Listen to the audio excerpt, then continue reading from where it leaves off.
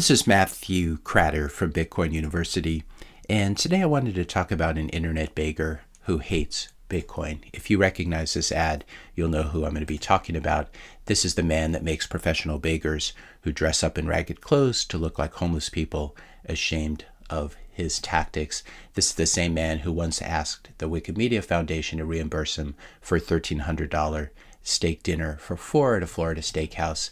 This is the same Wikimedia Foundation where salary costs have risen from $7 million in 2010 to $88 million in 2021, yet only 2% of the raised money goes towards hosting costs, and the remuneration for the hardworking contributors to Wikipedia remains the same, which is zero. There's even an article, Wikipedia article about this called Wikipedia as Cancer, in which you can track how the expenses have skyrocketed as the revenue has skyrocketed. So this is definitely a group that likes spending money. This is the quote we're going to be talking about today from Wikipedia founder Jimmy Wales. "I forgot my bank account and lost my entire worth." No, actually that didn't happen because banks work and Bitcoin doesn't work. This is a prime example of first world privilege, as we're going to be talking about. As Brad Mills points out in this tweet, Bitcoin seemed to work pretty well for Jimmy. When he posted his Bitcoin address, received over 23 Bitcoin from almost 1,000 people, and then subsequently sold them. Samson Moe saying that if Wikipedia had just bought Bitcoin a few years ago, like he suggested, they wouldn't have to beg for donations every year in perpetuity. If you're enjoying this video so far, please subscribe, like, comment, and share. So I wanted to respond directly to Jimmy Wales' comment on Bitcoin and banks, and I wanted to argue why Bitcoin and not banks. I'm going to argue Bitcoin and not banks because Bitcoin never got a banker bonus while you got your house foreclosed on. Bitcoin doesn't depend on government bailouts, unlike banks. Bitcoin doesn't do bank holidays or 4 martini lunches. Bitcoin is open 24/7, 365 days of the year. And when you want to access your funds, Bitcoin, unlike the banks, never asks you what you need the money for, what you need your own money for.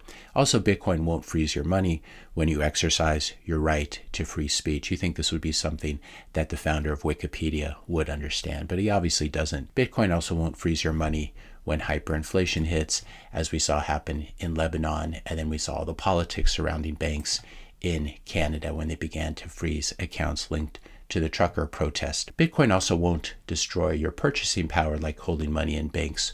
Well, we can see here the purchasing power of the dollar falling incredibly sharply since the founding of the Federal Reserve in 1913. Also, Bitcoin, unlike banks, does not discriminate against 1 billion poor people. According to the World Bank Group, there's still around 1.4 billion people who are unbanked. These are the people, obviously, who do not donate to Wikipedia, and so Jimmy Wales is not extremely concerned about them. So I would say that if you're thinking of donating to Wikipedia, just don't. Don't support people or politicians or celebrities who go out of their way to attack Bitcoin. You should ignore them and defund them. And I think there's another reason why you shouldn't donate to Wikipedia. It's actually a pretty mediocre product. It's probably okay for writing a middle school essay, but the problem is it has a very, very strong ideological bias that leads to really laughable articles. For example, the one on Mao Zedong, where it just basically talks about the introduction, says he's a Chinese politician, Marxist theorist, military strategist, and poet. You compare that to, and I'm not going to totally endorse this source, but you compare that to Conservapedia, and the article on Mao Zedong introduces him as the leader of the Chinese communists and a ruthless atheist dictator. And then it goes on to say that Mao is regarded as perhaps the most prolific mass murderer in human history. There are a lot of problems with Conservapedia, and it's certainly not as developed as Wikipedia, but I think it's an interesting comparison when you compare the propaganda, and especially the Marxist propaganda that you often see in Wikipedia. You compare it to another version of a global free encyclopedia, and you'll begin to realize that Wikipedia doesn't really matter that much. It's great if you want to look up Mozart's birth date or something like that, but we have the general internet for that, and so we don't even need Wikipedia for that. If you enjoyed this video, be sure to hit that subscribe and like buttons. Hit the notification bell if you want to be notified when I publish my next video, and let me know your questions and comments in the comment section below.